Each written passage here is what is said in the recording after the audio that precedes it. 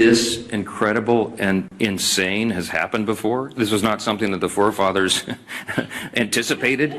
It's unprecedented. There is no legal precedent because no previous president had an auto pen or had the audacity to have people signing things on their behalf when they didn't even know what was in it. And so we're in uncharted waters as a nation. As we say up here all the time, we're so tired of making history. I just want normal times, normal Congress again. But the Biden administration was unprecedented in so many ways, and the president was checked out of his job for quite some time, and everybody knows it. And there was a cover-up. The people around him who were using, they would give him scripts to follow. They would point him literally in the direction, stand here, sir, wave like this. And he didn't know what he was signing. So there's all sorts of just incredible implications. It sounds like a terrible novel or something, but this is reality.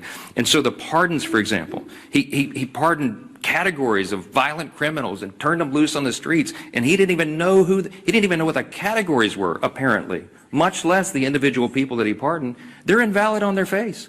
I mean, I used to be a constitutional law litigator. I would love to take this case and go into the courts and make that law to set the precedent. You can't allow a president to check out and have unelected, unaccountable, faceless people making massive decisions for the country. Think of the executive orders that were signed with the auto pen. When he paused LNG exports, liquefied natural gas, to our European allies around the world, I confronted him about it, by the way, the one meeting they allowed me to have with him as Speaker in the Oval. And he looked at me as if it hadn't happened, and he said, I didn't do that. And it occurred to me, he wasn't lying. He honestly didn't know.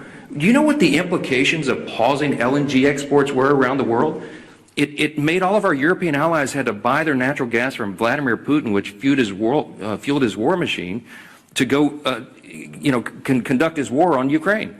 It destabilized our energy sector, and it had us step back 3 or 4 steps of energy dominance around the world. Thankfully, we're back now because we have a commander-in-chief who's fully in command and understands the necessity, energy policy being national security policy. I could go on and on and on in every category.